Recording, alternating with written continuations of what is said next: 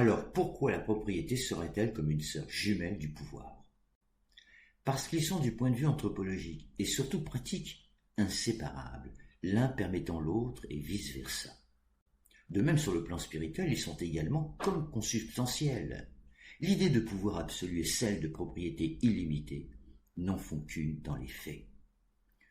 Plus j'ai de pouvoir, plus je possède, et plus j'ai de pouvoir, et plus j'en veux encore et encore. Autrement dit, les deux ne savent jamais s'auto-limiter, ils s'auto-alimentent. Dès lors, les vices du pouvoir sûr, ce pouvoir toxique que nous avons étudié dans le podcast précédent, sont les mêmes. Ils conduisent ensemble à bâtir un monde égoïste et injuste produisant tous nos malheurs depuis environ 5000 ans. D'où nombre d'intellectuels défendent de plus en plus l'idée des communs, c'est-à-dire les propriétés qui devraient rester dans le domaine public mais gérées de manière privée, comme la terre, l'eau, l'argent, le travail, les ressources. Et les voici une excellente référence de Gaël Giraud, un économiste de renom. Son titre, Composer un monde en commun, est sorti en 2022. Et il donne comme exemple type des communs. Les poissons d'un lac appartiennent à la collectivité, tandis qu'ils deviennent privés dès qu'ils sont pêchés. L'idée des communs allie donc les avantages du collectif, personne n'abuse du côté propriété, avec ceux du privé, mais chacun en est co-responsable. Rappelons que cette idée des communs était la règle universelle durant au moins 100 000 ans. Il n'y avait ni propriété, ni dette, ni argent, ni richesse, ni pauvreté. Les richesses et les ressources étaient offertes par la nature à tous sans exception, et écoutez bien, de manière illimitée, gratuite et non remboursable. Or, je viens de vous définir l'origine de l'argent magique. Et si ce concept d'argent magique vous intrigue dès maintenant, je vous invite à aller directement écouter son podcast. Puis, à partir de la chute néolithique, il y a environ 5000 ans, ces richesses et ressources ont été privatisées et finiront plus tard monétisées jusqu'à nos jours. C'est ainsi qu'aujourd'hui certains pays exportateurs de pétrole achètent nos bijoux de famille avec nos propres pétrodollars. Abordons une brève histoire de la propriété qui débuta donc il y a 5000 ans. Nous avons déjà évoqué qu'à cette époque apparut une nouvelle classe sociale, les propriétaires dominants, lesquels avaient privatisé par la violence les richesses et les ressources de mère nature alors qu'elles appartenaient à toute l'humanité. Voilà donc l'origine de la propriété privée, déjà illimitée. Et par suite, écoutez bien, la notion de dette tout aussi illimitée, c'est-à-dire les dettes des pauvres envers les riches. Et voici une très belle référence de l'anthropologue déjà cité David Graeber. Écoutez bien le titre, Dette, 5000 ans d'histoire. Ça ne s'invente pas. Et c'est donc par voie de conséquence l'origine de tous nos malheurs jusqu'à bâtir en 5000 ans un monde en perdition. Dès lors, depuis cette époque lointaine, quel que soit le régime politique, dictature, monarchie, république, démocratie, pseudo-démocratie, et même le communisme soviétique, et j'y reviendrai, nous vivions et vivons toujours sous le régime de la propriété absolue, lequel a été sacralisé par la loi depuis le droit romain. Mais, et c'est là le véritable drame de sa concentration, ce régime de la propriété, sous-jacent à tous les autres régimes politiques, toujours en 2025, et de manière non dite, ne pose aucune limitation quantitative à la propriété privée et de production. Voilà la cause des causes de tous nos malheurs actuels, c'est-à-dire la propriété alliée au pouvoir. Ils forment les deux piliers toxiques de notre monde en perdition. De même, cessons de croire que le monde est ainsi fait depuis que le monde est monde et que rien ne pourrait le changer, car ce préjugé est faux. J'insiste, ce monde égoïste et injuste n'a que 5000 ans d'histoire, tandis que nous vécurent civilisés au sens étymologique du mot civilis, du latin civilis, durant au moins 100 000 ans. Rappelons que civilis signifie vertu politique qui prend soin des uns et des autres. Vertu politique qui prend soin des uns et des autres. C'est ça le véritable sens de la civilisation. Il importe donc, avant toute pensée politique, d'avoir à l'esprit cette double racine des racines de ce monde morbide et moribonde, si l'on veut vraiment nous sauver de nous-mêmes et sauver la planète avec tous ses vivants. Avançons. Grâce aux travaux remarquables de l'économiste Thomas Piketty dans Capital et idéologie, paru en 2019, le drame de la propriété illimitée a été magistralement confirmé. En France et plus généralement en Europe, sous l'Ancien Régime, seulement 3% de la population masculine, le clergé et la noblesse, détenait la quasi-totalité du patrimoine. La Révolution française consacra à nouveau la propriété illimitée dans sa Constitution de 1789 en son article 17, je cite, « La propriété étant un droit inviolable et sacré, nul ne peut en être privé, si ce n'est lorsque la nécessité publique, légalement constatée, l'exige évidemment et sous la condition d'une juste et préalable indemnité. » Ok, d'accord. Sauf que la règle générale est donc son caractère absolu et illimité, et l'exception, le bien commun du peuple. À ce compte, s'il était possible un jour de privatiser l'air que l'on respire, il serait déjà coté en bourse. Nous ne le répéterons jamais assez. Durant 100 000 ans, nous vivions déjà civilisés en petites sociétés structurées par les principes de liberté, d'égalité homme-femme et de solidarité, de partage, donc de fraternité. Par exemple, chez les Hunza, peuple spirituel, vivant sur les plateaux moyens de l'Himalaya, isolés du reste de la civilisation jusque vers les années 1960, du moins à ma connaissance, vivaient en excellente santé, avec une longévité exceptionnelle, sans propriété privée et sans monnaie. Mais chacun avait un toit sur la tête et une alimentation particulièrement saine.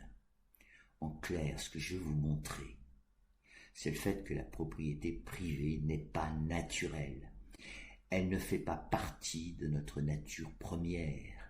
Elle n'est pas un droit naturel, comme l'affirment tous nos textes législatifs et juridiques. À titre d'exemple incroyable, Thomas Piketty raconte comment le gouvernement français, en 1825, a imposé, canonnière face à l'île d'Haïti, aux ex-esclaves, de payer le rachat de leur liberté envers les propriétaires esclavagistes. Les banques françaises ont même fait crédit aux révoltés avec taux d'intérêt. Ils payèrent leurs dettes jusqu'en 1950, équivalent à 3 ans de leur PIB annuel. Aujourd'hui, elle serait évaluée à 30 milliards que la France refuse de rembourser. Et ceci sur le seul fondement juridique de la propriété absolue et sacrée. Là encore, ce type d'action honteuse et indigne d'un État jalonne notre histoire depuis 5000 ans. La définition de la propriété fut codifiée en 544 du Code de Napoléon, promulgué le 6 février 1804. Toujours en vigueur, mot pour mot, dans notre Code civil en 2025. Je cite, « La propriété est le droit de jouir et de disposer des choses de la manière la plus absolue, pourvu qu'on n'en fasse pas un usage prohibé par les lois et les règlements. » Ok, mais là encore une fois, aucune loi, ni règlement, ni circulaire ne prohibe le côté quantitatif, le côté illimité. Sur le plan juridique, la propriété se définit par 3 caractéristiques issues du droit romain.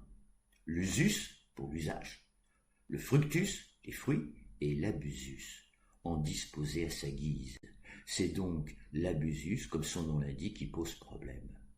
Posséder son petit logement ou un studio à la location ne pose aucun problème en soi. Ce sont les excès, comme tous les excès, qu'il faut combattre. Après la Révolution française, contrairement à nos croyances, du moins les miennes, 2% de la population quasi masculine détenait encore 90% du patrimoine privé, et ceci jusqu'à la fin de la Belle Époque.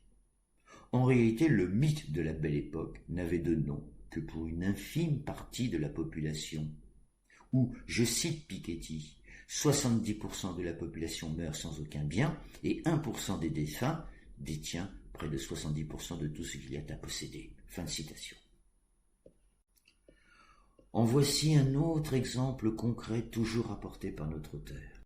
Dans la Suède du XIXe siècle, les inégalités étaient telles qu'un seul habitant d'une commune pouvait posséder, en fonction de sa richesse, la majorité des droits de vote à lui seul. Notre auteur explique entre autres que la Suède, alors particulièrement inégalitaire, opéra un renversement radical au début du XXe siècle pour devenir l'emblématique pays des inégalités apaisées. Cette expression nous vient de Thomas Piketty, je la trouve très juste, inégalité apaisée. Voilà le monde que nous devons construire. C'est donc bien une question de volonté politique, d'où l'importance de son statut ontologique, sur laquelle volonté je reviendrai dans un podcast qui lui est spécialement réservé. La volonté n'est pas une simple illusion qui émergerait de notre cervelle. Proudhon, 1840, dans Qu'est-ce que la propriété, avait parfaitement bien compris le problème. Je le cite. La propriété est impossible parce qu'avec elle, la société se dévore. En effet, les riches dévorent l'argent des pauvres. N'oublions jamais que le peu d'argent de chaque pauvre, mais additionné, forme des milliards. En France, 1 million de pauvres nourrit un milliardaire, et dans le reste du monde, 3 millions. La propriété est impossible parce qu'elle est mère de tyrannie, nous dit Proudhon. En effet, toute démocratie représentative finira inexorablement en tyrannie à cause de la propriété illimitée, sœur jumelle du pouvoir absolu. Proudhon continue. La propriété est impossible parce que sa puissance d'accumulation est infinie et qu'elle ne cesse et qu'elle ne s'exerce que sur des quantités finies. L'illimité conduit à la concentration. Enfin, la propriété est impossible parce qu'elle est la négation de l'égalité. Tant que nous vivrons sous un régime de la propriété absolue, ce qui est absolument le cas depuis 5000 ans, aucune démocratie ne sera pérenne à cause des inégalités qui ne cessent d'augmenter sous une forme ou sous une autre. Et si même ces inégalités extrêmes se sont quelque peu améliorées suite aux deux guerres du XXe siècle et aux luttes ouvrières comme le Front populaire en 1936, depuis les années 1980-90, ces inégalités sont reparties de plus belle à la hausse. Nous aurions tort également de croire que l'exemple de la France du XIXe et du début du XXe siècle est le seul. La grande majorité des pays riches présentaient les mêmes inégalités extrêmes. On le sait quand nous lisons le travail planétaire quasi exhaustif dans Capital et idéologie. La raison profonde, insiste Piketty, des échecs des régimes politiques de tous bords, l'esclavagisme, le colonialisme et plus récemment les pseudo-démocraties, découle de la présence d'inégalités excessives en termes de propriété et de revenus. Gaël Giraud, économiste très écouté, déjà cité, constate également le lien causal entre les inégalités et les crises économiques. À l'inverse, pour les économistes libéraux, des gouvernants, FMI, OMC, etc., après chaque crise, l'économie serait supposée reprendre ses droits à l'instar de la nature. Une sorte de sélection naturelle selon un ordonnancement universel cherchant sans cesse l'équilibre. Pensons à la main invisible d'Adam Smith, supposée autoréguler les marchés financiers et par conséquent les inégalités. Cette thèse économique libérale, sournoise, mensongère, provient en revanche d'une réelle observation issue de la nature elle-même. Je m'explique. Tous les systèmes naturels, y compris nos systèmes biologiques, possèdent une constante vitale qui recherche sans cesse à rééquilibrer les déséquilibres naturels, mais sans jamais l'obtenir, sans jamais obtenir l'équilibre parfait. Sinon, adviendrait l'inertie dans la matière et la mort du vivant. Et nous le verrons s'agissant de notre cœur biologique. Sauf que cette analogie entre cette loi vitale de la nature et nos systèmes économiques est fausse. L'être humain, qui en veut toujours plus, non seulement ne sait pas ou ne veut pas rééquilibrer un désordre qu'il a lui-même occasionné, pour en profiter personnellement quand il est du bon côté, après moi le déluge, tout en laissant croire au peuple que la Providence va tout arranger. Alors que non seulement il est responsable des dits déséquilibres, il devrait au contraire prendre conscience que c'est à lui-même de rééquilibrer ces systèmes économiques en constant déséquilibre. Aucun être suprême ou main invisible ne le fera à sa place. Je reviendrai sur cette magnifique loi vitale dans l'étude de la loi naturelle de coopération.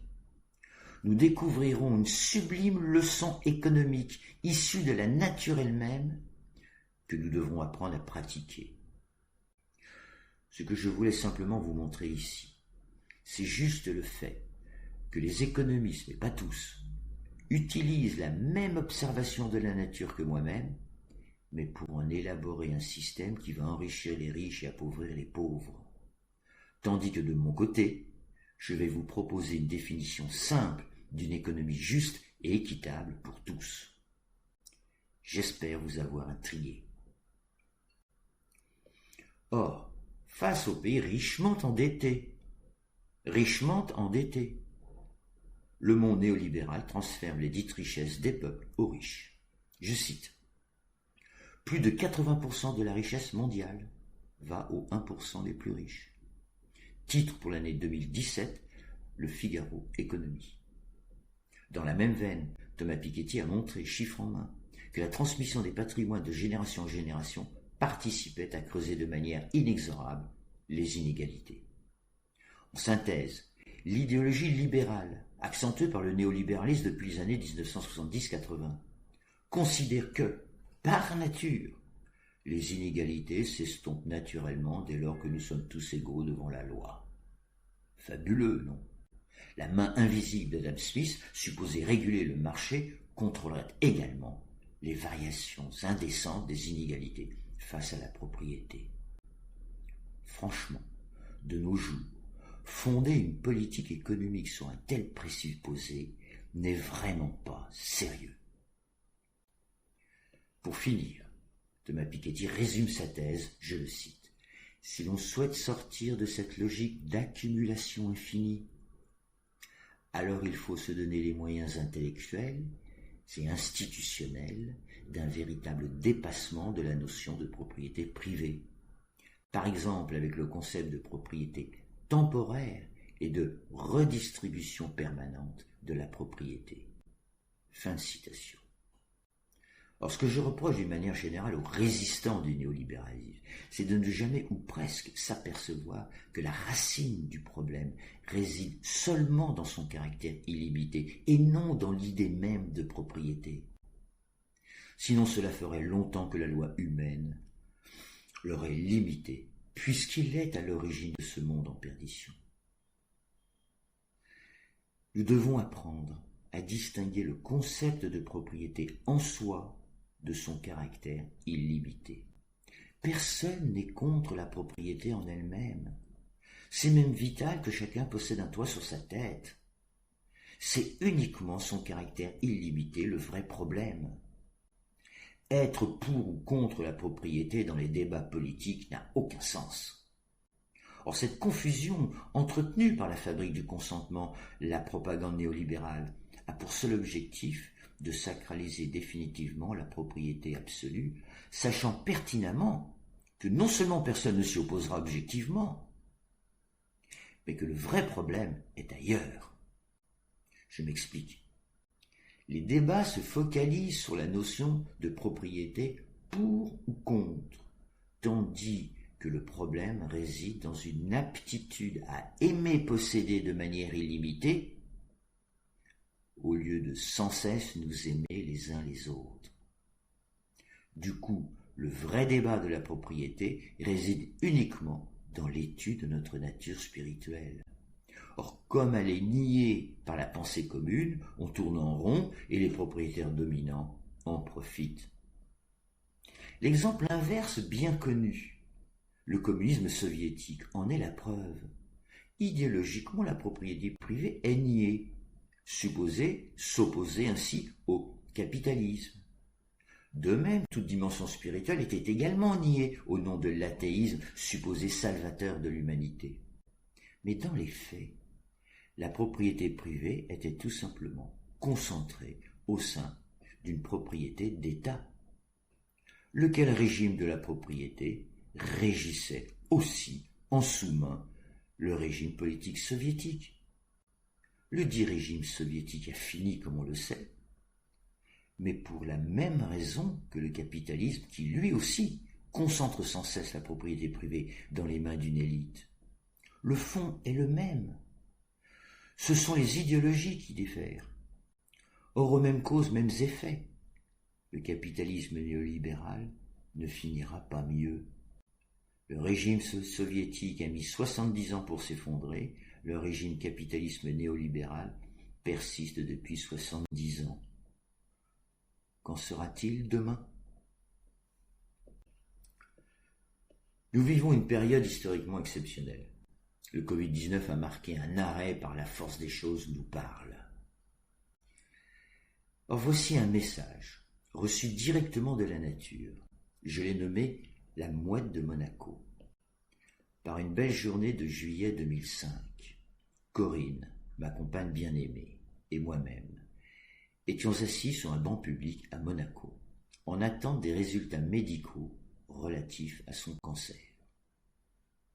Elle est du reste partie au ciel éternel le 1er mai 2012. Clairaudiente, Corinne, que j'ai présentée au dos de mon livre, correspondait régulièrement avec ses frères angéliques. Tout à coup, une mouette s'avança. Elle s'avança si fort et étrangement en ligne droite jusqu'à nous et s'arrêta à nos pieds. J'eus alors envie de prendre le message qu'elle venait peut-être nous délivrer. Certes, c'était folie aux yeux de ma bien-aimée, mais obéissant à une force en elle qui la dépassait, elle prit quand même son stylo et commença à écrire. Je cite. « Mais oui, la nature m'envoie. Nous, oiseaux, donc la nature, sommes déboussolés par les vents et les climats. Allez-vous encore nous déboussoler longtemps ? Allez-vous encore vous déboussoler longtemps ? Attendez-vous que la planète annonce le mot fin pour comprendre ? » Fin de message. Évidemment, ce que je viens de vous raconter à titre personnel est absolument historique et véridique. Or, comme beaucoup il y a 20 ans, je n'avais aucune réelle conscience écologique. C'est seulement récemment que je compris l'importance de ce message céleste.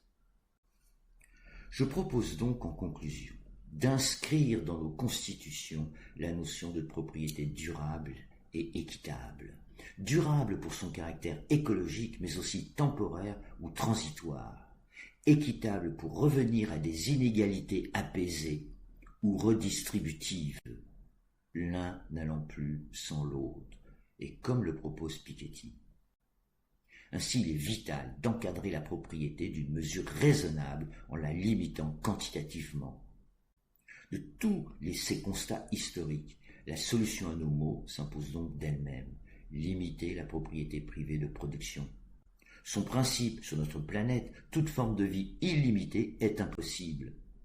Toute appropriation illimitée conduit au chaos social, économique et surtout écologique, ainsi que l'avait déjà parfaitement bien synthétisé Proudhon. Nous n'avons plus le droit, ni le temps, ni surtout le temps de l'ignorer. Nous avons survolé les grandes lignes concernant nos origines spirituelles. D'abord notre état de nature, nous étions déjà civilisés depuis au moins 100 000 ans. Puis la chute néolithique, en tant qu'involution spirituelle et morale, depuis seulement 5 000 ans.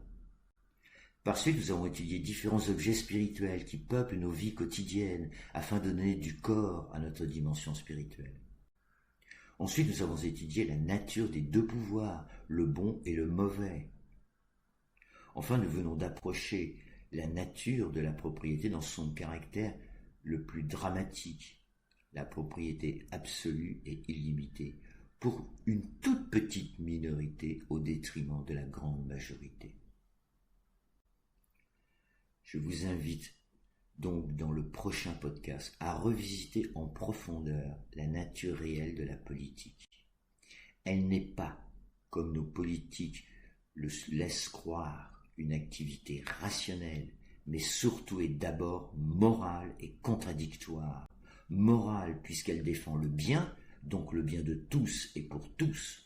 Contradictoire dans la mesure où sans cesse la morale politique arbitre ou devrait arbitrer des choix cornéliens à l'intérieur du bien commun.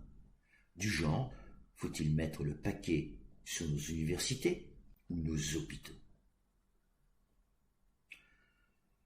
Encore une fois, pardon pour mes bafouillages et grand merci pour votre patience.